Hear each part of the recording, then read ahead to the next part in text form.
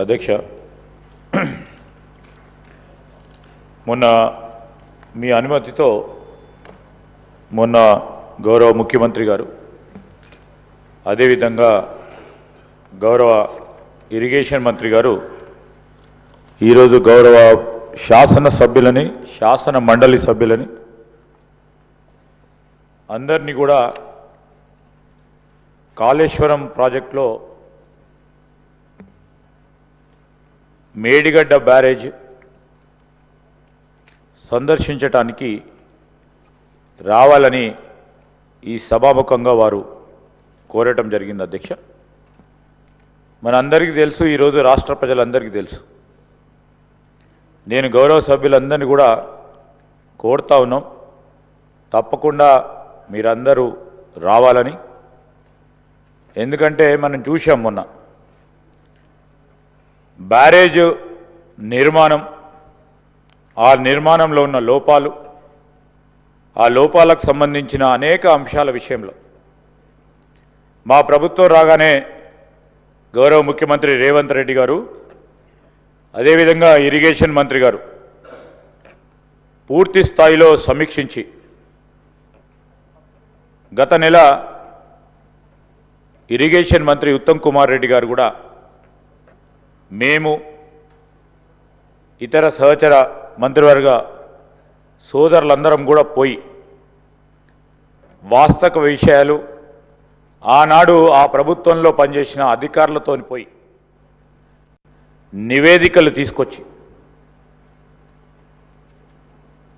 మేడిగడ్డకు సంబంధించి కృంగిపోయిన బ్యారేజ్, శిథిలావస్థకు చేరిన బ్యారేజ్, పగుళ్ళు వచ్చిన బ్యారేజ్, దాని అసలు కారణాలేందని మరి విజిలెన్స్కి ఇవ్వాలని వెంటనే విజిలెన్స్కి ఇవ్వటం జరిగింది. విజిలెన్స్ రిపోర్ట్ వచ్చింది. ఆ రిపోర్ట్ ఇచ్చిన నేపథ్యంలో ఆ రిపోర్టుకు సంబంధించిన అనేక అంశాలపై ప్రత్యక్షంగా కూడా ఈరోజు గౌరవ ముఖ్యమంత్రి రేవంత్ రెడ్డి గారి ఆధ్వర్యంలో ఉప ముఖ్యమంత్రి గారు అదేవిధంగా గౌరవ సహచర మంత్రివర్గ సభ్యులు, గౌరవ శాసనసభ్యులందరం కూడా అన్ని పార్టీలకు సంబంధించి ఈరోజు సిపిఐ కానీ, ఎంఐఎం కానీ, బీజేపీ కానీ, టీఆర్ఎస్ పార్టీ వారిని కూడా తీసుకెళ్ళాలి. ఈరోజు మేము ఒక్కరమే మాట్లాడితే అదేదో రాజకీయపూర్వంగా వారు మాట్లాడటం జరుగుతూ ఉన్న సందర్భంలో కొంతమంది ఈరోజు వారే వచ్చి వాస్తవిక పరిస్థితులను, వాస్తవిక దృశ్యాలను ప్రజల ముందట ఉంచాలనే ఒక ఆలోచనతో ఈరోజు అందరినీ కూడా ఆహ్వానిస్తాం. అధ్యక్ష, దానికి తోడు ఎలక్షన్ సందర్భంలో డ్యామ్ సేఫ్టీ అధికారులు, మా ప్రభుత్వ అధికారులు కాదు అధ్యక్ష, డ్యామ్ సేఫ్టీకి సంబంధించిన కేంద్ర ప్రభుత్వ అధికారులు మొదటి నుంచి కూడా ప్రాజెక్ట్ డిజైనింగ్లో, ప్రాజెక్ట్ ఇంప్లిమెంటేషన్లో, ప్రాజెక్ట్ ఎగ్జిక్యూషన్లో ఈరోజు అన్నిట్లో కూడా తప్పిదాలు ఉన్నాయని వారు ఇచ్చిన అభిప్రాయాన్ని ఈ సభాముఖంగా ఈరోజు తెలియజేస్తూ ఉన్నాం. పత్రికల్లో కూడా వచ్చింది. డ్యామ్ సేఫ్టీకి సంబంధించి ఆ డ్యామ్ సేఫ్టీ అధికారులు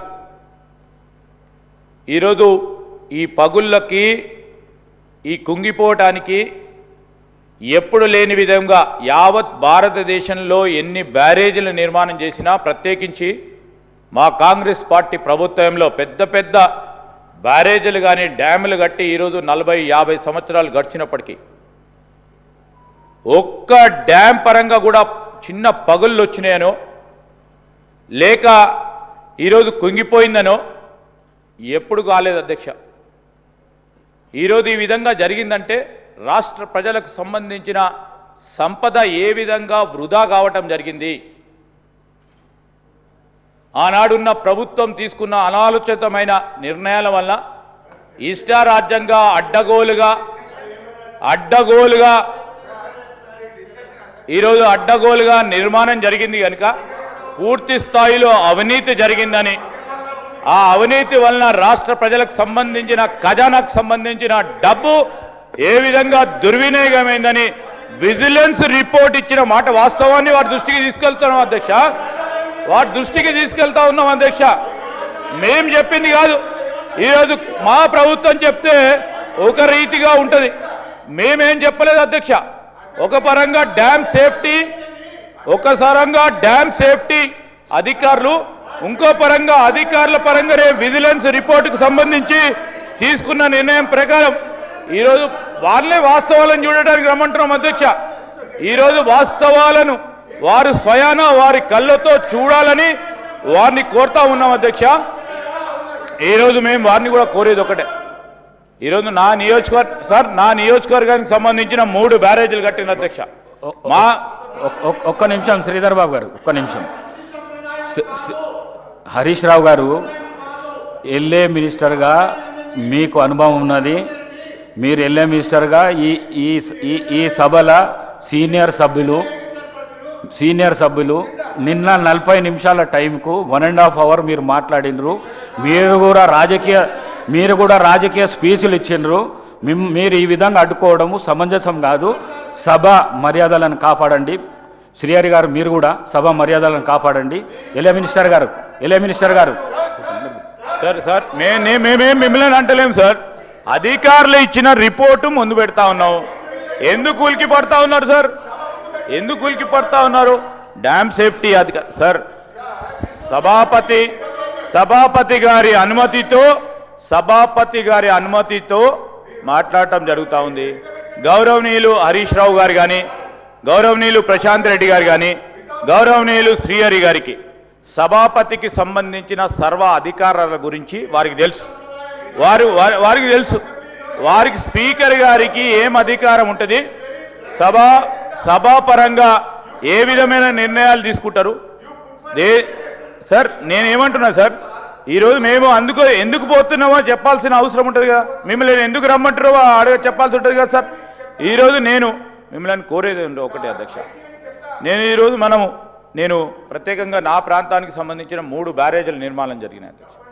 ఈరోజు మేడిగడ్డ, ఈరోజు అన్నారం, సుందిల్ల బ్యారేజీ నిర్మాణం జరుగుతూ ఉన్నప్పుడు ఆ ప్రాంత ప్రజలు, ఆ రైతు సోదరులు